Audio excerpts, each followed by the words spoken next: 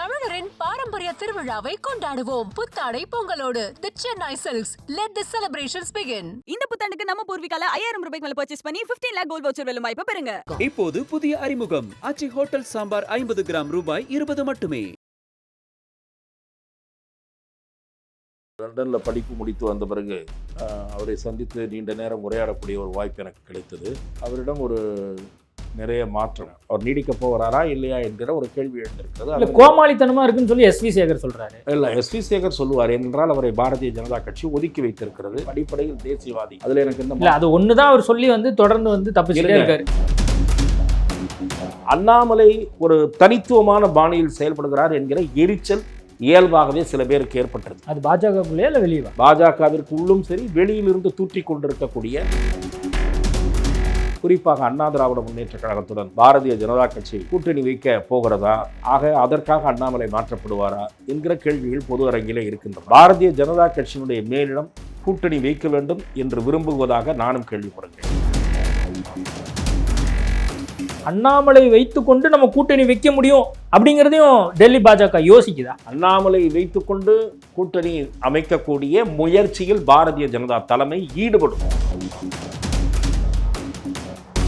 அண்ணாமலை வந்த பின்பாக காயத்ரி ரகுராம் வெளியே போயிட்டாங்க, கௌதமி வெளியே போயிட்டாங்க, அடுத்து குஷ்பம் வெளியே போக போகிறாங்களா?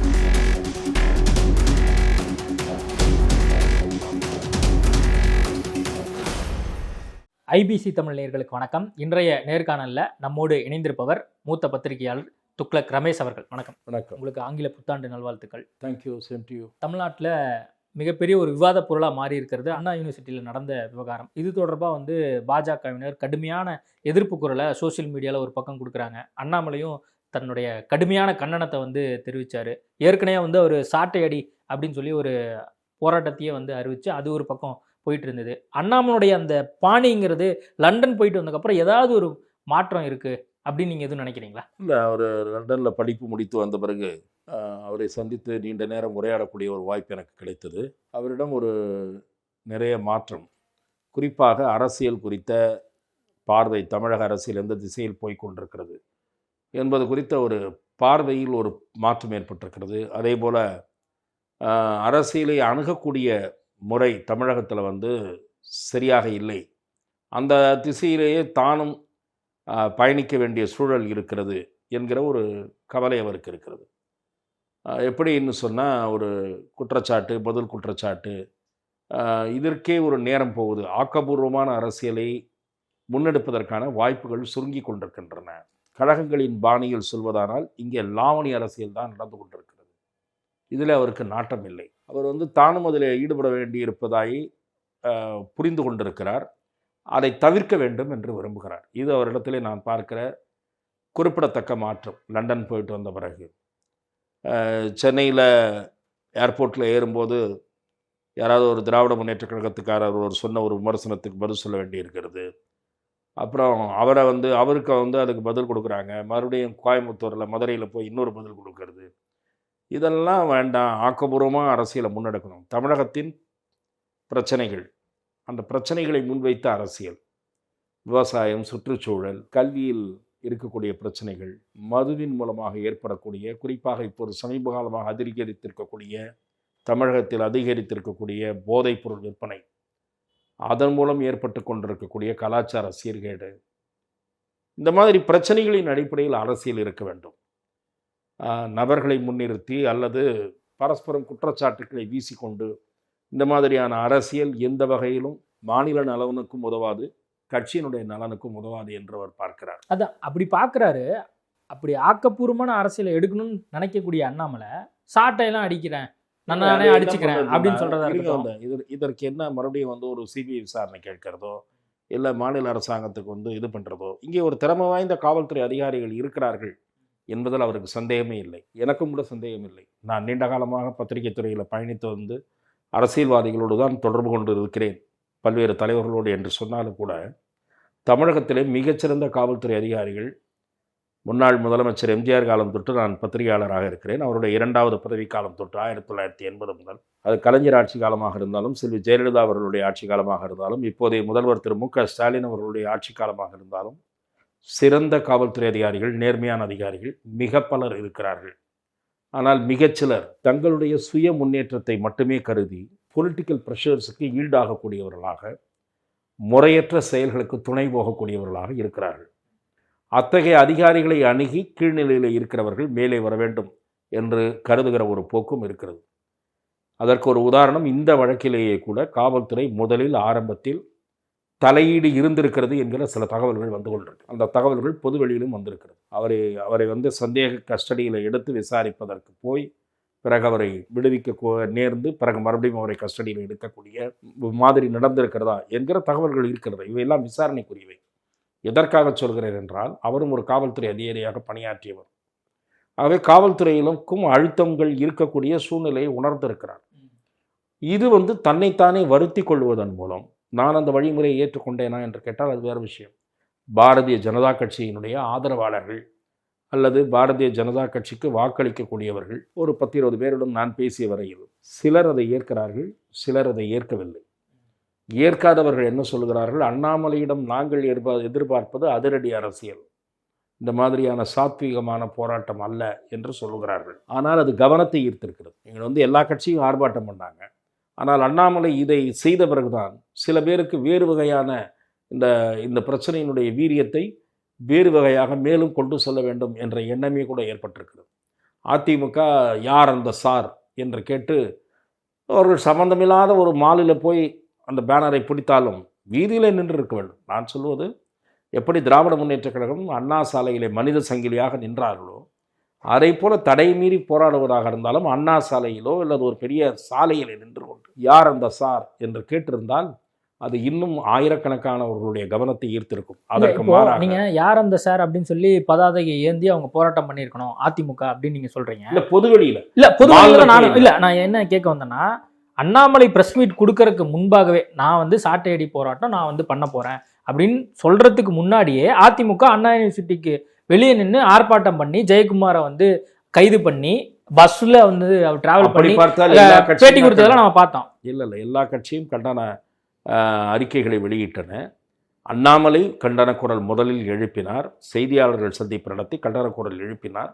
அந்த செய்தியாளர் சந்திப்பிலேயே அதை அறிவித்து விட்டார். நான் என்னை சாட்டையால் அடித்து கொள்ளப் போகிறேன் 6 முறை என்று. அது தவிர காலில் செருப்படியாமல் இந்த ஆட்சி இறக்கும் வரை என்று சொன்னார். அது வெவ்வேறு வழிமுறை சார். அதெல்லாம் ஒரு விளம்பரப்படுத்துற மாதிரில இருக்கு. அவர் உங்களுடைய பார்வை, அது உங்களுடைய பார்வை. நான் சொன்னேன், நான் கூட அதை முழுமையாக ஏற்கவில்லை என்று தான் சொல்லுகிறேன். நான் முழுமையாக கோமாளித்தனமா இருக்குன்னு சொல்லி எஸ்வி சேகர் சொல்றாரு. இல்லை, எஸ்வி சேகர் சொல்லுவார். என்றால் அவரை பாரதிய ஜனதா கட்சி ஒதுக்கி வைத்திருக்கிறது. அந்த வேதனை அவருக்கு இருக்கிறது. அவரும் எத்தனையோ கவனத்தை ஈர்க்க பார்த்தார். பாரதிய ஜனதா கட்சி அண்ணாமலை மாதிரி ஈர்க்க பார்த்தாரா? இல்லை, பாரதிய ஜனதா கட்சியினுடைய ஆதரவாளர்கள் எஸ்வி சேகருடைய ரசிகர்களாக இருந்தார்கள். ஆனால் இப்போது எஸ்வி சேகரிடமிருந்து அவர்கள் எஸ்வி சேகருடைய அரசியல் போக்குகளை அறவே ஏற்றுக்கொள்ளாதவர்களாக மாறிவிட்டார்கள். ஆகவே எஸ்வி சேகருக்கு ஏமாற்றம் ஏற்பட்டதனால் அவர் பேசுகிறார். நான் திரு சேகர் மீது மிகுந்த மரியாதை உள்ளவர். ஏனென்றால் அவர் ஒரு அடிப்படையில் தேசியவாதி. அதில் எனக்கு என்ன அது ஒண்ணுதான் அவர் சொல்லி தொடர்ந்து தப்பிச்சுட்டே இருக்காரு. இல்லைன்னா கட்சியிலேருந்து இதுவே வேற ஒரு ஆளா இருந்திருந்தா இந்த இடத்துல நீங்க கட்சியில விட்டு நீக்கி இருப்பீங்களா? இல்லை, கட்சியை விட்டு நீக்குகிற அளவுக்கு அவர்கள் முக்கியத்துவம் கொடுக்க வேண்டாம் என்று நினைத்திருக்கலாம். காயத்ரி ரகுராம் அப்படித்தான். அண்ணாமலை வந்த பிறகு தனக்கு பொறுப்பு கிடைக்கவில்லை அல்லது கவனத்தை பெற முடியவில்லை என்று நினைத்து அவரை தூற்ற ஆரம்பித்தார். அவர்களுடைய தூற்றலில் ஏதாவது பொருள் இருந்ததா? நான் கேட்கிறேன். அண்ணாமலை உள்ளிருப்பவர்களிலேயே கூட சில பேர் அவர் மாற வேண்டும் என்று விரும்புகிறார்கள் அல்லது தங்களுக்கு அந்த வாய்ப்பு கிடைக்க வேண்டும் என்று விரும்புகிறார்கள். ஆனால் அடிப்படையில் என்ன பார்க்க வேண்டும்? 3வது ஆண்டாக அவர் நிறைவு செய்திருக்கிறார். அவர் நீடிக்கப் போகிறாரா இல்லையா என்கிற ஒரு கேள்வி எழுந்திருக்கிறது. அதற்கு பற்றி நாம் பேசுவோம். ஆனால் 3 ஆண்டுகள் தலைவராக செயல்பட்டவர், அவருக்கு எதிராக புழுங்கி கொண்டிருப்பவர்களும் சரி, வெளியே தூற்றி கொண்டிருப்பவர்களும் சரி, அவருடைய பெர்ஃபார்மன்ஸை ஆராய்ந்து விமர்சிக்க வேண்டும். அவர் பொறுப்பேற்கும் போது கட்சி என்ன நிலையில் இருந்தது, இப்போது எந்த நிலையில் இருக்கிறது? ஒரு நாடாளுமன்ற தேர்தலில் தோல்வி ஏற்பட்டு விட்டது என்பது உண்மையாக இருந்தாலும் கூட இன்றைக்கு ஏராளமான இளைஞர்களை பாரதிய ஜனதாவின் பக்கம் அவர் ஈர்த்திருக்கிறார் என்கிற உண்மையை மறுக்க முடியாது. அதே போல தமிழக அரசியலில் பாரதிய ஜனதாவை ஒரு மைய பொருளாக கொண்டு வந்து நிறுத்தி இருக்கிறார். அதாவது ஒரு கான்ட்ரவர்ஷியல் அலிகேஷன்ஸை கிளப்பியிருக்கிறார், மறுக்க முடியாதவை. அதற்கு எதிர்த்தரப்பிலிருந்து வழக்கு போடுவோம் என்று மிரட்டல்கள் வந்தனவே தவிர அந்த வழக்குகளை சந்திக்க தயார் என்று அறிவிக்கவும் செய்தார். ஆகவே காங்கிரஸ் கட்சியிலே நான் ஒரு உதாரணமாக சில நேர்காணல்களிலே சொல்லியிருக்கிறேன், உங்களுக்கும் சொல்லுகிறேன். காங்கிரஸ் கட்சி தொடர்ந்து பாரம்பரியமாக ஒரு வாக்கு வங்கியை கொண்டிருந்த கட்சியாக இருந்தது. இன்றைக்கு அந்த வாக்கு வங்கி இல்லை, சிதைந்து சீரழிந்து விட்டது. தமிழ்நாட்டில் காங்கிரஸ் கட்சியினுடைய வாக்கு வங்கி சிதைந்து சீரழிந்து விட்டது. அதற்கு காரணம் என்னவென்றால், தமிழக காங்கிரஸ் கட்சி என்பது திராவிட முன்னேற்ற கழகத்தினுடைய கிளை அமைப்பாக மாறி சில வருடங்கள் ஆகிவிட்டன. ஆகவே அது ஒரு பக்கம். ஆனால் கடந்த காலங்களில் நான் பேசுவது வாழ்ந்த காலத்தில், காங்கிரஸ் வாழ்ந்த காலத்தில், இப்போது வாழ்ந்து கெட்ட காலம். வாழ்ந்த காலத்தில் காங்கிரஸ் கட்சிக்கு 15% மேல் வாக்குகள் தமிழ்நாட்டில் இருந்தது. அப்போது காங்கிரஸ் கட்சிக்கு சில தலைவர்கள் அமைதியாக செயல்படக்கூடியவர்களாக, ஆக்கபூர்வமாக தங்கள் பணியை நிறைவேற்றுபவர்களாக இருந்தார்கள். சில தலைவர்கள் ஆக்கபூர்வமாகவும் அதிரடியாகவும் செயல்படுகிறவர்களாக இருந்து காங்கிரஸ் கட்சியை ஒரு டாக்கிங் பாயிண்டாக, பேசும் பொருளாக எப்போதும் ஜீவித்தோடு கொண்டிருக்கிற ஒரு கட்சியாக வைத்துக் கொண்டிருந்தார்கள். அவர்களில் ஒருவரை சொல்ல வேண்டும் என்றால் வாழப்பாடி ராமமூர்த்தி அவர்களை சொல்லலாம், திரு EVK இளங்கோவன் அவர்களை சொல்லலாம், அப்படி திரு தங்கபாலு அவர்களை சொல்லலாம். அதை போல எத்தனையோ தலைவர்கள் தமிழ்நாட்டில் பாரதிய ஜனதா கட்சியின் வளர்ச்சிக்கு திரு ஜனா கிருஷ்ணமூர்த்தி அவர்கள் காலத்திலிருந்து பாடுபட்டிருக்கிறார்கள். மரியாதைக்குரிய திரு இல கணேசன் இருந்தார், திரு பொன் ராதாகிருஷ்ணன் இருந்தார், CP ராதாகிருஷ்ணன் இருந்தார், எல்லோரும் இருந்தார்கள். KN லட்சுமணன் மாதிரி அமைதியான தலைவர்களும் இருந்தார்கள். விஜயராகவுலு என்று ஒரு மிக அமைதியான தலைவரும் இருந்தார். அப்படியெல்லாம் இருந்தார்கள். ஆனால் பேசு பொருளாக, விவாதங்களை கிளப்புகிறவர்களாக, மைய புள்ளியில் கொண்டு வந்து நிறுத்துகிறவர்களாக அண்மை காலத்தில் இருந்தவர்கள் இருவர் தான். அதில் ஒருவர் டாக்டர் தமிழிசை, இன்னொருவர் அண்ணாமலை. இது மறுக்க முடியாத பேருண்மை. ஆகவே அண்ணாமலை ஒரு தனித்துவமான பாணியில் செயல்படுகிறார் என்கிற எரிச்சல் இயல்பாகவே சில பேருக்கு ஏற்பட்டது. அது பாஜகக்குள்ளே இல்லை வெளியவா? பாஜகவிற்கு உள்ளும் சரி, வெளியிலிருந்து தூற்றி கொண்டிருக்கக்கூடிய காயத்ரி ரகுராம், SC சேகர் போன்றவர்களுக்கும் சரி, இந்த எரிச்சல் என்பது சில பேருக்கு இருக்கிறது. ஆனால் அது அவரை பாதிக்கவில்லை, எந்த விதத்திலும் பாதிக்கவில்லை. அவர் அதற்கு பதில் சொல்லி தன்னுடைய நேரத்தையும் வீணடிக்கவில்லை. அவர் தன் பாதையில் பயணித்துக் கொண்டிருக்கிறார். நீங்கள் கேட்ட துவக்க கேள்விக்கு நான் வருவது என்று சொன்னால், அண்ணாமலையினுடைய பாணியில் நிச்சயம் மாற்றம் இருக்கும். அது ஒரு கன்ஸ்ட்ரக்டிவான ரோலாக இருக்க வேண்டும் என்று அவர் விரும்புகிறார். தன்னுடைய கருத்துக்களை மிக விரைவாக தலைமையிடம் எடுத்துரைப்பது என்ற திட்டத்தில் அவர் இருப்பதாகவும் அவரிடம் உரையாடியதன் மூலம் நான் அறிந்து கொண்டேன். ஓகே, நீங்கள் மாற்றம் தென்படுது அப்படின்னு நீங்கள் சொல்கிறீங்களே, அந்த மாற்றங்கிறது அண்ணாமலைக்குள்ளே ஏற்பட்ட மாற்றமா, இல்லை அவருக்கு பதவியிலேயே சில மாற்றம் வரப்போகுது? இப்போ எலெக்ஷன் நடந்துகிட்டு இருக்கு, பாஜக கட்சிக்குள்ளாக தொடர்ந்து நடந்துட்டு இருக்கு. இப்போ ஜனவரி மாசத்துல தலைவருக்கான அந்த பதவியும் வரப்போகுது. அப்படிங்கும்போது அப்போ அண்ணாமலை மாற்றப்படுவாரா, அண்ணாமலை மாற்றப்பட போகிறார் அப்படிங்கிற செய்திகளும் வருது. இப்போ அண்ணாமலை கூட டெல்லி அடிக்கடி போயிட்டு வராரு. அடிக்கடி டெல்லி போய் வருகிறார் என்று நான் ஏற்கவில்லை. அவர் லண்டன் சென்று வந்த பிறகு எனக்கு தெரிந்து ஒரே ஒரு முறை தான் டெல்லி சென்று வந்தார். மிக விரைவில் டெல்லி செல்ல வாய்ப்பு இருப்பதாக பாரதிய ஜனதா கட்சியினுடைய நிர்வாகிகள் தெரிவிக்கிறார்கள். அது ஒரு பக்கம் இருக்கட்டும். அண்ணாமலை மாற்றப்படுவாரா, தமிழக அரசியலில் பாரதிய ஜனதாவின் நிலைப்பாட்டில் மாற்றம் இருக்குமா? இந்த இரண்டு கேள்விகள் கடந்த சில நாட்களாக அரசியல் அரங்கில் மிக தீவிரமாக விவாதிக்கப்படுகின்றன என்பதை நானும் அறிவேன். குறிப்பாக அண்ணா திராவிட முன்னேற்ற கழகத்துடன் பாரதிய ஜனதா கட்சி கூட்டணி வைக்க போகிறதா, ஆக அதற்காக அண்ணாமலை மாற்றப்படுவாரா என்கிற கேள்விகள் பொது அரங்கிலே இருக்கின்றன. என்னை பொறுத்தவரை பாரதிய ஜனதா கட்சியினுடைய மேலிடம் கூட்டணி வைக்க வேண்டும் என்று விரும்புவதாக நானும் கேள்விப்படுகிறேன். அதிமுகவுடன், குறிப்பாக திராவிட முன்னேற்ற கழக கூட்டணியை வீழ்த்துவதற்கு இங்கே கூட்டணி தேவை என்ற கருத்து பாரதிய ஜனதா மேலிட சிந்தனையில் ஏற்பட்டிருக்கிறது. அதை தமிழக பாரதிய ஜனதா கட்சியை சேர்ந்த சில நிர்வாகிகளும் விரும்புகிறார்கள் என்று நான் அறிகிறேன். ஆனால் அதற்காக திரு அண்ணாமலை அவர்களை நீக்கிவிட்டு அந்த கூட்டணி ஏற்படுமா என்பதில் எனக்கு சந்தேகங்கள் இருக்கின்றன. ஏனென்று சொன்னால், திரு அண்ணாமலைக்கென்று, பாரதிய ஜனதாவுக்கென்று சேர்ந்த ஓட்டு வங்கியில் அண்ணாமலையின் காரணமாக, அண்ணாமலையின் தீவிர செயல்பாடுகளால் ஈர்க்கப்பட்டு ஒரு பகுதியினர் பாஜக பக்கம் இப்போது திரும்பி இருக்கிறார்கள். அவர்கள் பாரதிய ஜனதா ஒரு கூட்டணி அமைப்பதற்காக அண்ணாமலையை மாற்றினால் அதை விரும்புவார்களா, ரசிப்பார்களா, தொடர்ந்து தங்கள் ஆதரவை பாஜகவுக்கு தருவார்களா என்கிற சந்தேகம் சில அரசியல் விமர்சகர்களிடம் இருக்கிறது, எனக்கும் இருக்கிறது. இல்லை, இப்போ அண்ணாமலைக்காக கட்சியில சேர்ந்தவங்க அப்படிங்கிறது ஒரு பக்கம் ஆதரவாளர்கள் இருந்தாலும் கட்சிக்காகலாம் இருக்கணும். இப்போ கூட்டணியாக அதிமுக சொன்ன வார்த்தையை நீங்கள் சரியாக உள்வாங்கவில்லை. கட்சியில் இருப்பவர்களை பற்றி நான் பேசவே இல்லை. பாரதிய ஜனதாவுக்கு புதிதாக வாக்களித்திருக்கிறவர்களில் ஒரு பகுதியினர் மத்தியிலே ஆண்டு கொண்டிருக்கிற பிரதமர் நரேந்திர மோடி அவர்களுடைய செயல்பாடு, அவற்றால் ஈர்க்கப்பட்டு வாக்களிக்கிறவர்களாக பாஜகவை நோக்கி வந்திருக்கிறார்கள், கட்சியில் இருப்பவர்கள் அல்ல.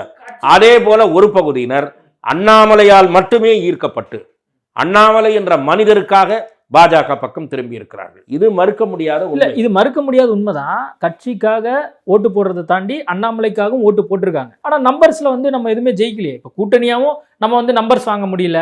அப்படிங்கும்போது அப்போ ஆட்டோமேட்டிக்கா டெல்லி பாஜக என்ன யோசிக்கும், நம்ம கூட்டணி வச்சு நம்பர்ஸ்ல வந்து வரணும் அப்படின்னு நினைப்பாங்க. நீங்கள் கூறியது சரிதான். நீங்கள் அதே நேரத்தில் வாக்கு சதவீதம் உயர்ந்திருப்பதை கணக்கில் எடுத்துக்கொள்ளாமல் நீங்கள் பேசுகிறீர்கள் என்பதையும் என்னால் சுட்டிக்காட்டாமல் இருக்க முடியாது. முன்பு 4% வாங்கி கொண்டிருந்த கட்சி இன்றைக்கு 10%, 11% தனித்தே பெறக்கூடிய நிலைமைக்கு உயர்ந்திருக்கிறது. இன்றைக்கு உயர்ந்திருக்கிறது. ஏற்கனவே 4% நின்ற கட்சி. ஆகவே நீங்கள் சொல்லுகிற சீட்டா அது கன்வெர்ட் ஆகவில்லை என்பதை மேலிடம் உணர்ந்திருக்கிறது. இங்கே இருப்பவர்களும் சட்டமன்ற தேர்தலில் நிற்க வேண்டும், வெற்றி பெற வேண்டும், எம்எல்ஏ ஆக வேண்டும், உள்ளாட்சி தேர்தலில் நிற்க வேண்டும், பஞ்சாயத்து யூனியன் பிரசிடென்ட் ஆக வேண்டும், முனிசிபாலிட்டி பிரசிடென்ட் ஆக வேண்டும், வைஸ் சேர்மன் ஆக வேண்டும் என்று எல்லா கட்சிகளிலும் நிர்வாகிகளுக்கு இருக்கிற அபிலாஷை பாரதிய ஜனதா கட்சியிலும் இருக்கிறது. அதில் மாற்றமே இல்லை, நிச்சயமாக இருக்கிறது. நான் தான் சொன்னேனே, கூட்டணிக்கு ஆதரவாக ஒரு கோஷ்டி இருக்கிறது. அண்ணாமலையை சுதந்திரமாக இயங்க விட வேண்டும், அவர் பாணியில் செயல்பட அனுமதிக்க வேண்டும் என்று கூறுகிற ஒரு கோஷ்டியும் இருக்கிறது கட்சிக்குள். 2 விதமான கருத்துக்கள் கட்சிக்குள் இருப்பது உண்மை. பாரதிய ஜனதா கட்சி மேலிடம் நான் கருதுவது கூட்டணி வேண்டும் என்று விரும்புகிறது. ஆனால் அது அண்ணாமலையையும் உள்ளடக்கியதாக இருக்க வேண்டும் என்றுதான் விரும்பும் என்று நான் கேள்விப்படுகிறேன். என்னுடைய பார்வை அல்ல, நான் கேள்விப்படுவதை நான் உங்களிடம் சொல்லிக் இல்ல. இப்ப நீங்க கேள்விப்படுறதை நீங்க சொல்றீங்களா, இப்போ அண்ணாமலை வைத்துக்கொண்டு நம்ம கூட்டணி வைக்க முடியும் அப்படிங்கிறதையும் டெல்லி பாஜக யோசிக்குதா? அண்ணாமலை வைத்துக்கொண்டு கூட்டணி அமைக்கக்கூடிய முயற்சியில் பாரதிய ஜனதா தலைமை ஈடுபடும். அது எந்த அளவுக்கு நிறைவேறும் என்பது மற்றவர்களைப் போலவே எனக்கும் அந்த சந்தேகம் இருக்கிறது. அண்ணாமலையை கன்வின்ஸ் செய்து அதிமுகவையும் கன்வின்ஸ் செய்ய வேண்டும். அதிமுகவுக்கு அண்ணாமலையோடு உரசல் ஏற்பட்டிருக்கிறது, அதை நாம் மறைக்கவில்லை, மறுக்கவும் முடியாது. ஆனால் நான் அதற்கு முன் ஒரு முக்கியமான ஒரு விஷயத்தை பரிசீலிக்க வேண்டி இருக்கும் பாரதிய ஜனதா கட்சி என்று நான் கருதுகிறேன். அதிமுக இன்றைக்கு பாரதிய ஜனதா கட்சி தங்கள் பக்கம் பார்வையை திருப்புவதை கவனிப்பதை விட விஜய் தங்கள் பக்கம் பார்வையை திருப்ப மாட்டாரா என்று காத்து கொண்டிருக்கிறது. கதவை திறந்து வைத்துக் கொண்டு விஜய்க்காக அதிமுக தவம் இருக்கிறது, காத்திருக்கிறது. ஆனால் விஜய் இவர்கள் பக்கம் பார்வையை திருப்ப தயாராக இல்லை என்பதுதான் இன்றைய தேதி வரை எனக்கு கிடைக்கிற முக்கியமான இடங்களிலிருந்து கிடைக்கிற செய்தி. விஜய் தயாராக இல்லை, ஆனால் அதிமுக காத்து கொண்டிருக்கிறது, தவம் இருக்கிறது. இல்ல, இப்ப நீங்க சொல்ற மாதிரி அதிமுக விஜய்க்காக காத்து கொண்டிருக்கிறது அப்படின்னு வைத்துக் கொண்டாலுமே பாஜக கூட நாங்க 2026 வரைக்கும் நாங்க கூட்டணியே வைக்க மாட்டோம்னு சொல்லி அதிமுகவுடைய பொதுச்செயலர் எடப்பாடி பழனிசாமி சொல்லிட்டாரு. சொன்னக்கு அப்புறமும் டெல்லி பாஜக அதிமுகவோட கூட்டணி போகணும் அப்படின்னு சொல்லி விருப்பப்படுறதாக செய்திகள் வருது. டெல்லி பாஜக சொல்றேன். இல்ல நான் சொல்றேன் வருங்க, பாஜகவில் மட்டுமல்ல அந்த விருப்பம், கொஞ்சம் முழுமையாக நான் சொல்லிடுறேன். அதிமுக எப்படி காத்திருக்கிறதோ அது நிறைவேறாது. நமக்கு இருக்கக்கூடிய வாய்ப்பு பிஜேபி, ஒன்றுபட்ட அதிமுக, பாமக, தேமுதிக, புதிய தமிழகம், தமாக, இந்த கூட்டணி தான் நமக்கு இருக்கக்கூடிய வாய்ப்பு என்று அதிமுகவை சேர்ந்த சில முன்னணி தலைவர்கள் நன்றாக உணர்ந்திருக்கிறார்கள். எப்படி பாரதிய ஜனதா கட்சியில் மாநில நிர்வாகிகள் சிலர் அதிமுகவோடு கூட்டணி வைக்க வேண்டும், அதுதான் வெற்றிக்கு வழி, பல தொகுதிகளை, சட்டமன்ற தொகுதிகளை வெல்வதற்கான வழி, வலிமையான கூட்டணி அமைந்துவிட்டால் ஆட்சி அமைக்கவும் வாய்ப்பு இருக்கிறது என்று கருதுகிறார்களோ, அதே கருத்து, அதே கண்ணோட்டம் அதிமுகவுக்குள்ளும் இருக்கிறது. அதிமுகவுக்குள்ளும் சில முன்னணி தலைவர்கள் என்ன நினைக்கிறார்கள் தெரியுமா? விஜய் வந்தால் வெல் அண்ட் குட், ஆனால் வருவதற்கான வாய்ப்பு குறைவு என்கிற போது பாஜக, பாமக, தேமுதிக கொண்ட ஒரு அணியை நாம் கட்டமைக்க வேண்டும் என்று கருதுகிறார்கள். அந்த கருத்தை எடப்பாடி பழனிசாமி விஜய் வராவிட்டால் அவரும் ஏற்றுக்கொண்டே தீர வேண்டிய கட்டாயத்துக்கு ஆளாவார். இப்போது பேசுவது போல் சவால் விட முடியாது, பாஜகவுடன் கூட்டணியே கிடையாது என்று சவால் விட முடியாது. அப்போதும் அப்படி சொல்லிக் கொண்டிருந்தால் எடப்பாடி பழனிசாமி தனித்து விடப்படுவார், நிச்சயமாக தனித்து விடப்படுவார். அதிமுகவின் மோசமான தோல்விக்கு அவரே வித்திடுவார். இல்லை, இப்போ அதிமுகவில் இருக்கக்கூடிய முன்னாள் முக்கிய அமைச்சர்களாக இருந்தவங்க வந்து பாஜகவோட கூட்டணி போகணும் அப்படின்னு சொல்வதாக நீங்க சொல்றீங்க. ஆர்பி உதயகுமாரா இருக்கட்டும், எஸ்பி வேலுமணியா இருக்கட்டும், தங்கமணியா இருக்கட்டும், சிவி சண்முகமா இருக்கட்டும், பொன்னையனா இருக்கட்டும், இவங்க எல்லாருமே, ஜெயக்குமாரா இருக்கட்டும், இவங்க எல்லாருமே செய்தியாளர்களை அடிக்கடி சந்திக்கிறாங்க. எங்கேயுமே வந்து பாஜகவோட நாங்க கூட்டணி போகணும் அப்படின்னு சொல்லி இவங்க சொன்னது செய்தியாளர்களிடம் சொல்ல மாட்டார்கள்.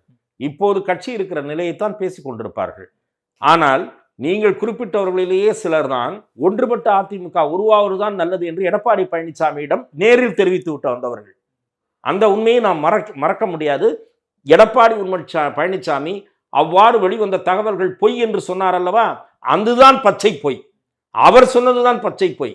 செங்கோட்டையன் அண்மையிலே கூட தமிழ் இந்து நாளிதழுக்கு கொடுத்த பேட்டியில எடப்பாடி பழனிசாமி அவ்வாறு கூறியதற்கு பிறகு கொடுத்த பேட்டி நன்றாக கவனிக்க வேண்டும். எடப்பாடி பழனிசாமி 6 பேர் என்னை வந்து சந்தித்ததாக சொன்னது தவறான தகவல், இதோ என் பக்கத்திலே தானே வேலுமணி இருக்கிறார் என்று சுட்டிக்காட்ட அவர் அசடு வழியே ஒரு சிரிப்பு சிரித்தார். இவ்வாறு ஒரு பேட்டி கொடுத்த பிறகுதான் செங்கோட்டையன் தமிழ் இந்து நாளிதழுக்கு ஒரு பேட்டி கொடுத்தார். அந்த பேட்டியில என்ன சொன்னார்? சசிகலா, OPS தினகரன் இவர்கள் பிரிந்து சென்றவர்கள், அவர்களை சேர்க்க வேண்டும் என்ற கருத்தும் அதிமுகவுக்குள் இருக்கிறது, சேர்க்கக்கூடாது என்ற கருத்தும் இருக்கிறது. சொன்னாரா இல்லையா? ஒரு பேட்டி கொடுத்தார். எதற்காக நான் இதை சொல்கிறேன் என்றால், அதை போல நீங்கள் இவர்கள் பொதுவெளியிலே அளித்த பேட்டியில் சொன்னீர்கள், நீங்கள் வரிசையாக ஒரு 7-8 பேரை சொன்னீர்கள்.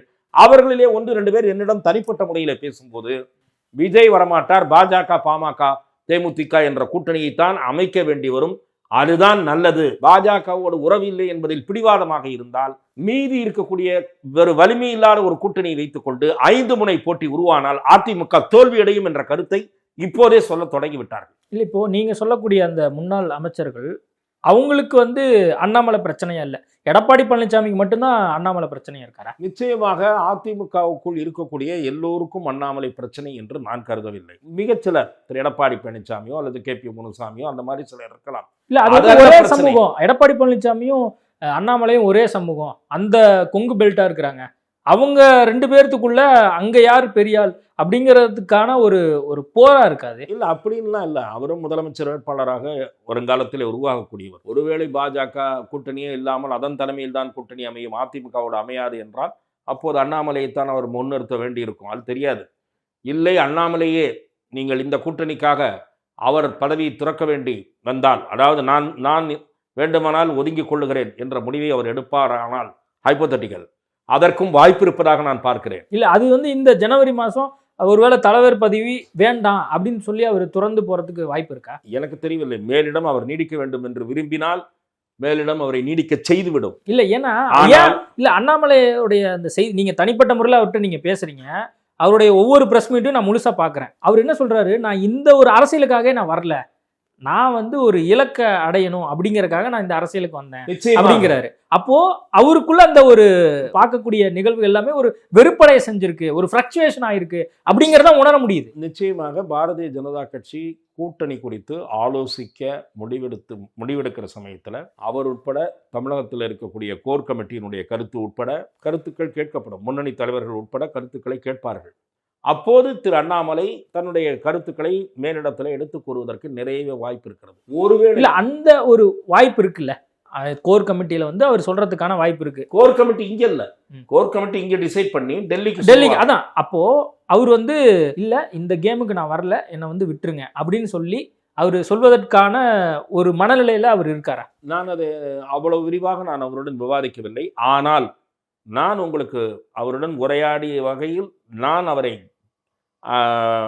நான் ரீடு செய்து, நான் அவரை படிக்கிற எப்படி அவர் பேசுகிறத நான் அவர்கிட்டேருந்து இன்பிட்வீன் த லைன்ஸ்லேருந்து நான் புரிந்து கொள்வது, கட்சிக்காக தன்னுடைய நிலைப்பாட்டை, அதாவது தன்னுடைய நிலைப்பாட்டை வந்து விட்டு கொடுக்கறது அல்ல, கட்சி நலன் முக்கியம் என்று கருதக்கூடியவராக அவர் எந்த முடிவுக்கும் தயாராக இருப்பார். அதிமுகவுடன் கூட்டணிக்கு அவர் நெருடலாக இருப்பார் என்று கருதப்படுவாரானால் கட்சி மேலிடம் எடுக்கக்கூடிய முடிவுக்கு அவர் கட்டுப்படுவார் என்பதுதான் என்னுடைய பார்வை. அந்த முடிவு கூட இப்போ டெல்லி பாஜக வந்து எடுக்கிறதுக்கு தயாரா இருக்கும். பாரதிய ஜனதா கட்சியினுடைய மேலிடம் நான் அறிந்தவரை விவரம் தெரிந்தவர்கள், மேலிடத்தோடு நெருங்கிய தொடர்புடையவர்கள் அல்லது வெவ்வேறு தரப்பினர் அரசியல் சாராத தரப்பினர் இவர்களோடு பேசிய புரிந்து கொண்டவரை பாரதிய ஜனதா கட்சியினுடைய மேலிடத்தில்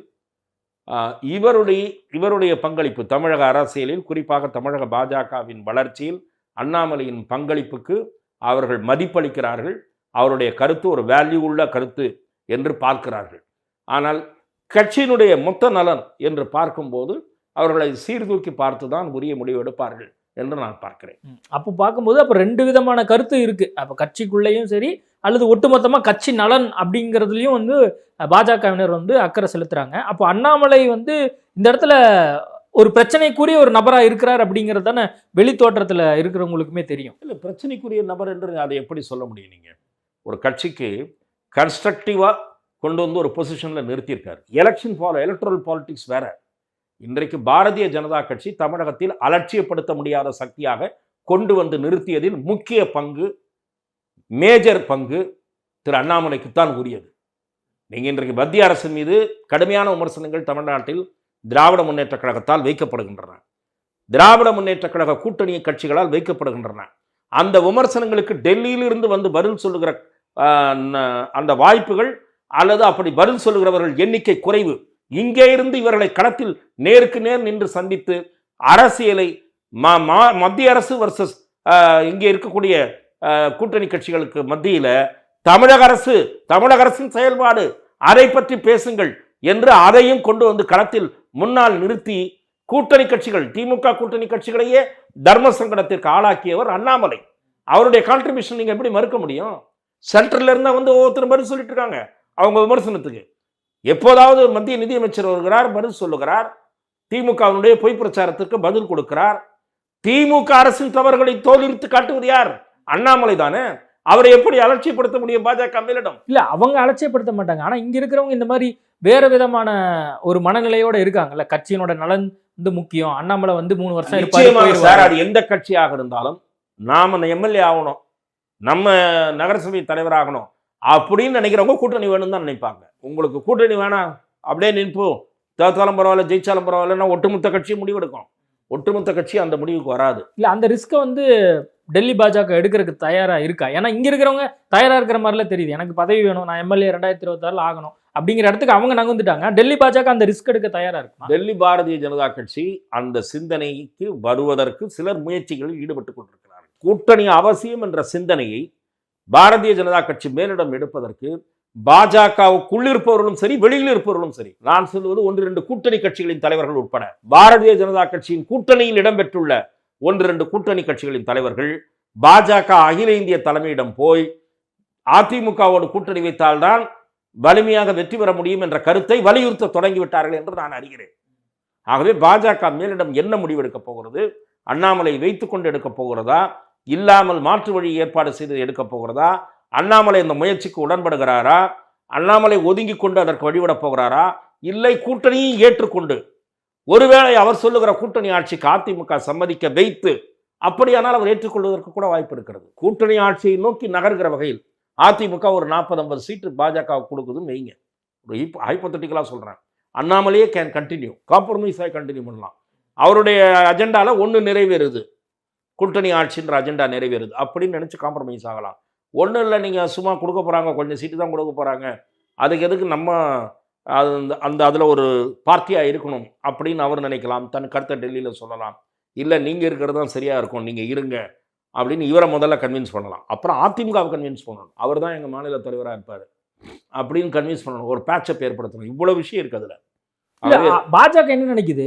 டிடிவி தினகரனை உள்ள கொண்டு வரணும், ஓபிஎஸ் உள்ள கொண்டு வரணும் அப்படிங்கிற விஷயம்லாம் வந்து உள்ளடக்கி தான் வந்து அவங்க அலையன்ஸுங்கிறதே வந்து பேச. அது வந்து காரணம் என்ன? அவர்கள் யதார்த்த நிலையை, களநிலையை புரிந்து கொண்டிருக்கிறார்கள். எடப்பாடி தான் புரிந்துக்கல. எடப்பாடி பழனிசாமி யதார்த்த நிலையை புரிந்து கொள்ளாமல் கனவுலகில் சஞ்சரித்துக் கொண்டிருக்கிறார். இன்னைக்கு அதிமுகவுக்கே தனி செல்வாக்கா இருக்கு. எப்போ எலெக்ஷன் வச்சாலும் அதிமுகவே ஜெயிச்சிடும், வெறும் தேமுதிக வச்சுட்டு நினைச்சிட்டு இருக்காரு. கற்பனையில் வாழ்றாரு. அது ஒன்றும் பண்ண முடியாது. அதிமுக தென் மாவட்டங்களில் பலத்த அடி வாங்கியிருக்கு. என்ன காரணம்? நீங்கள் 10.5% இடஒதுக்கீடு கொடுத்தீங்க, லாஸ்ட் தேர்தல் நேரத்தில் கொடுத்தீங்க, ஒரு குறிப்பிட்ட சமுதாயத்தை திருப்திப்படுத்தணுன்றதுக்காக கொடுத்தீங்க. தென் மாவட்டங்களில் இருக்கக்கூடிய தேவர்கள், மத்திய மாவட்டங்களில் இருக்கக்கூடிய முத்திரையர்கள் பெரும் அதிருப்தி அடைந்தார்கள். அதனால் அதிமுகவுக்கு பெரும் ஓட்டு சரிவு ஏற்பட்டது. அது தவிர திருமதி சசிகலா, ஓபிஎஸ் அடுத்தடுத்து நீங்கள் அலட்சியப்படுத்தினீர்கள், அவமரியாதைப்படுத்தினீர்கள். அதன் காரணமாக தேவர் சமூகத்தினர் உங்களுக்கு எதிராக திரும்பினார்கள். அதனால்தான் ராமநாதபுரம் தொகுதியில் டெபாசிட் போச்சு, தேனியில் டெபாசிட் போச்சு, திருநெல்வேலியில் டெபாசிட் போச்சு. இது 3 ஹார்ட்கோர். மதுரையில் 3வது இடம் போறீங்களா சார்? எந்த காலத்திலே அது நடந்ததுண்டா? மதுரையில் 3வது இடம் போச்சு அதிமுக. வெட்கமாக இல்லையா? ஆகவே ஒரு குறிப்பிட்ட சமூகத்தினர் உங்களுக்கு எதிராக திரும்பி இருப்பது உண்மை. நீங்க செல்லூர் ராஜையும் ஆர்பி உதயகுமாரையும் முன்னாடி காமிச்சு தப்பிக்க முடியாது. இல்லை, இப்போ ஓபிஎஸும் சசிகலா, டிடிவி தினகரன் இவங்க எல்லாருமே ஒரே சமூகம். நீங்கள் சொல்லக்கூடிய ஆர்பி உதயகுமார், செல்லூர் ராஜுவும் அதே சமூகம். இப்போ மக்கள் வந்து அங்கே இருக்கக்கூடிய மக்கள் யார் பக்கம் வந்து நிற்கிறாங்க அப்படிங்கிறத நம்ம பார்க்குறோம்ல. இப்போ சசிகலா டி நகரில் வந்து பார்க்குறக்கு எத்தனை பேர் இருக்கிறாங்க, ஓபிஎஸ்ஸை வந்து வீட்டில் வந்து பார்க்குறக்கு எத்தனை பேர் இருக்காங்க நம்ம பார்க்குறோம்ல கண் கூட. ஒரு கட்சி வலிமையான கட்சியாக, அதாவது நான் தேர்தலை சந்தித்தால் நான் அதே தான் சொல்கிறேன், பாஜகவுக்கும் இதுக்கும் பொருந்தும். நாளைக்கு ஒரு 40-50 சீட்டு எம்எல்ஏ சீட்டு யார் கொடுக்க முடியும், யார்கிட்ட நின்னா ஜெயிக்க முடியும், ரெட்டலை இருந்தாலும் ஜெயிக்க முடியும், அது வேறு விஷயம். அதனால் அவர் பக்கம் நிற்கிறாங்க. ஆனால் இவர்களுக்கு என்ன செல்வாக்கு இருந்தது? நீங்கள் சொல்கிற அதே உதயகுமார், அதே செல்லூர் ராஜு இருக்கிற மதுரையில் ஏன் 3வது இடத்துக்கு போச்சு? அந்த கேள்விக்கு நீங்கள் விடை சொல்லுங்கள். அதிமுக மதுரையில் ஏன் 3வது இடம் போச்சு? ராமநாதபுரத்தில் ஏன் டெபாசிட் போச்சு? அந்த கேள்விக்கு விடை சொல்லுங்க. இவர்கள் தான் தேவர் பிரமுகர்களாச்சு. இந்த செல்லூர் ராஜும் ஆர்பி உதயகுமார் நினச்சா தூக்கி நிறுத்திடுவாங்களே கட்சியை. ஏன் போச்சு 3வது இடம்? 2 பேரையும் கட்சி பொறுப்புலேருந்து எடுத்துருக்க வேணாமா? நீங்கள் மதுரையில் சண்டை அடிச்சுக்கிட்டாங்க. சரவணன் தோற்றதற்கு காரணம் மாநகர மாவட்டத்தில் இருக்கக்கூடிய செல்லூர் ராஜு தான் காரணம்னு வெளிப்படையாக வந்து புகார் சொன்னார். ஒரு மைக்கில் பேச போனார். அவரை அடிக்க போனாங்க, பலர் முன்னிலையில் அடித்தாங்க, வெளியேற்றினாங்க. இதை சரவணன் ஒரு பேட்டியிலே கொடுத்துட்டார், ஒரு வாரப்பத்திரிகைக்கு பேட்டியாக கொடுத்துட்டார். அங்கே நடந்த என்ன பிரச்சனை காரணம்னா, என்னுடைய ஆதரவாளர் ஒருத்தர் செல்லூர் ராஜு வேலை செய்யாத தான் நான் தோக்கிறதுக்கு காரணம்னு ஒன்று அவர் அடிச்சிட்டாங்க செல்லூர் ராஜு ஆதரவாளர்கள். எதற்கு அந்த உள்கட்சி பிரச்சனையெல்லாம் விடுங்க சார். நான் கேட்ட கேள்வி, நீங்கள் கேட்ட வாதத்திற்காக நான் எதிர்வாதம் வைத்தேன். தேவர் சமூகத்தினர் அலட்சியப்படுத்திய காரணத்தினால்தான் அதிமுகவை புறக்கணித்து தோற்கடித்தனர். அதுதான் காரணம். ஓகே, நான் இன்னொரு விஷயம் இறுதியாக கேட்க விரும்புறது, இப்போ அண்ணாமலை வந்த பின்பாக காயத்ரி ரகுராம் வெளியே போயிட்டாங்க, கௌதமி வெளியே போயிட்டாங்க, அடுத்து குஷ்பும் வெளியே போகிறாங்களா? நான் அப்படி நினைக்கவில்லை. திருமதி குஷ்பு அவர்கள் பாரதிய ஜனதா கட்சியில் உரிய அங்கீகாரம் தந்து தேர்தலில் போட்டியிட வாய்ப்பளிக்கப்பட்டது. தேசிய மகளிர் ஆணையத்தில் ஒரு முக்கியமான பொறுப்பு அளிக்கப்பட்டது. அவர் தீவிர அரசியலில் ஈடுபட வேண்டும் என்பதற்காக அந்த பொறுப்பிலிருந்து விலகியதாக சொன்னார். அவர் பாரதிய ஜனதா கட்சி, குறிப்பாக நரேந்திர மோடி அவர்கள் செயல்பாட்டின் மீது மிகுந்த மரியாதை வைத்திருக்கிறார். எல்லா கட்சியிலுமே எல்லோருக்கும் சில அபிப்பிராய பேதங்கள் சில நேரங்களில் ஏற்படும். எந்த கட்சியும் அதற்கு விதிவிலக்கல்ல. காங்கிரஸிலிருந்து திமுகவிலிருந்து எந்த கட்சியும் விதிவிலக்கல்ல. பல உதாரணங்களை என்னால் பட்டியல் போட முடியும். பல பிரமுகர்களுக்கு நேர்ந்த அவமதிப்புகளை சொல்ல முடியும். அது வேண்டாம்.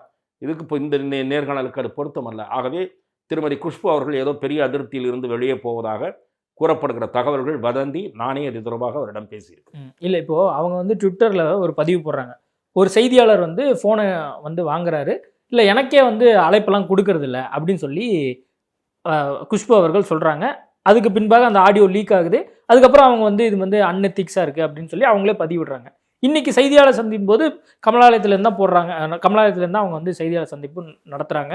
ஆனால் உள்ளுக்குள்ளே ஏதோ ஒரு புகைச்சல் இருக்குது அப்படிங்கிறத இப்படியான செய்திகள் நான் தான் உங்களுக்கு சொல்கிறேன். இப்படியான நிகழ்வுகள் வெவ்வேறு கட்சிகள் இல்லை, ஆரம்பத்திலே இது வந்து அந்த விதையில கிள்ளி எடுக்கிறதுன்னு சொல்லுவாங்கல்ல. இப்போ காயத்ரி ரகுராமுக்கும் ஆரம்பத்தில் இப்படி தான் நடந்தது, கௌதமிக்கு இப்படி தான் நடந்தது, அடுத்து இப்போ குஷ்புக்கும் அந்த நிலைமை தான் இருக்கும் போல இருக்கே. அதுக்காக தான் சமாதானப்படுத்துறதுக்காக தான் இன்னைக்கு வந்து அவங்கள கூப்பிட்டு வச்சு நீங்கள் இதை பற்றி பேசுங்க, இந்த சப்ஜெக்ட்ல பேசுங்க அப்படின்னு சொல்லியிருக்கிற மாதிரி. நீங்கள் கேட்கிற மொத்த கேள்விக்கும் சேர்த்து தான் நான் உங்களுக்கு சொன்னேன். திருமதி குஷ்பு அவர்கள் பாரதிய ஜனதா கட்சியில் தீவிர ஈடுபாட்டோடு இருக்கிறார். எஸ்வி சேகரும் அப்படி தான் சொல்கிறாரு. இல்லை, எஸ்வி சேகர் கட்சிக்கு நேர் எதிராகவும், கட்சி அண்ணாமலை மாநில தலைவராக இருப்பவருக்கு தொடர்ந்து அவதூறாகவும், அவரை அலட்சியமாகவும், கண்ணிய குறைவாகவும் பொது வெளியில் விமர்சித்து வருகிறார். திருமதி குஷ்பு அப்படிப்பட்டவர் அல்ல. திருமதி குஷ்பு அவர்கள் கட்சியிலே தான் முழுமையான ஈடுபாட்டோடு செயல்பட விரும்புவதை அவ்வப்போது வெளிப்படுத்தி கொண்டிருப்பவர். அவருக்கு உரிய மரியாதையை கட்சி தந்து கொண்டிருக்கிறது. இது வந்து மரியாதை கொடுக்கலன்னு அவங்க சொல்றாங்களே. நான் அதை ஏற்கவில்லை. அவர் அவ்வாறு சொல்லவில்லை. அவ்வாறு என்னிடம் பேசும்போது அவர் அவ்வாறு சொல்றாங்க. இல்ல என்னிடம் பேசல. செய்தியாளர் வந்து ரெக்கார்டு பண்ணது தவறான விஷயம். அதை வந்து நம்ம வந்து பதிவு பண்றதுல எந்த தயக்கம் கிடையாது. ஆனா அவங்க சொல்றாங்க ரெக்கார்டு பண்றதெல்லாம் இல்ல, ரெக்கார்டு பண்ணா இல்ல அவர் வந்து அப்படி பார்த்தா ரெக்கார்டு பண்ணதெல்லாம் நீங்க உண்மை என்று ஏற்றுக்கொள்ள போகிறீர்கள் என்றால், பழனிவேல் தியாகராஜன் குறுகிய காலத்தில் 30,000 கோடி அடிச்சிட்டாங்க என்பதையும் நீங்கள் ஏற்றுக்கொள்வதாக இருந்தால் நான் இதையும் ஏற்றுக்கொள்கிறேன். இல்லை, அப்போ குஷ்பு வந்து தொடர்றாங்க, அது வந்து எதுவும் பிரச்சனையாக மாறாது. எனக்கு தெரிந்து அவ்வாறு நடப்பதற்கு வாய்ப்பு இல்லை. இல்லை, இது வந்து கட்சிக்கும் அவருக்குமான பிரச்சனைன்னு பார்க்குறதா, இல்லை அண்ணாமலைக்கும் குஷ்புக்கும் நடக்கிற பிரச்சனையாக பார்க்க? நான் அவ்வாறு கருதவில்லை சார். திருமதி குஷ்பு அவர்கள் திரு அண்ணாமலை மீது மிகுந்த மரியாதை வைத்திருக்கிறார். அதே போல் பாரதிய ஜனதா கட்சியின் அகில இந்திய தலைமையோடு தொடர்பில் இருக்கக்கூடியவர். அவர் எப்போது வேண்டுமானாலும் பாரதிய ஜனதா கட்சியினுடைய அகில இந்திய தலைவரை டெல்லி சென்றால் சந்திக்கக்கூடிய வாய்ப்பை பெற்றிருக்கிறார். அவருக்கு உரிய மரியாதை பாரதிய ஜனதா கட்சியில் அளிக்கப்பட்டு தான் வருகிறது. ஓகே, நம்ம பொறுத்திருந்து பார்ப்போம் என்ன நடக்குதுன்னு சொல்லி. பல்வேறு விஷயங்கள் குறித்து பேசியிருக்கோம். நேர்காணல் கொடுத்ததுக்கு மிக்க நன்றி. வாய்ப்புக்கு நன்றி. தமிழரின் பாரம்பரிய திருவிழாவை கொண்டாடுவோம் புத்தாடை பொங்கலோடு. The Chennai Silks, let the celebrations begin. இந்த புத்தாண்டுக்கு நம்ம பூர்விகால 5000 ரூபாய்க்கு மேல பர்ச்சேஸ் பண்ணி 15 lakh கோல்ட் வவுச்சர் வெல்லும் வாய்ப்பை பெறுங்க. இப்போது புதிய அறிமுகம் ஆச்சி ஹோட்டல் சாம்பார் 50 கிராம் ரூபாய் 20 மட்டுமே.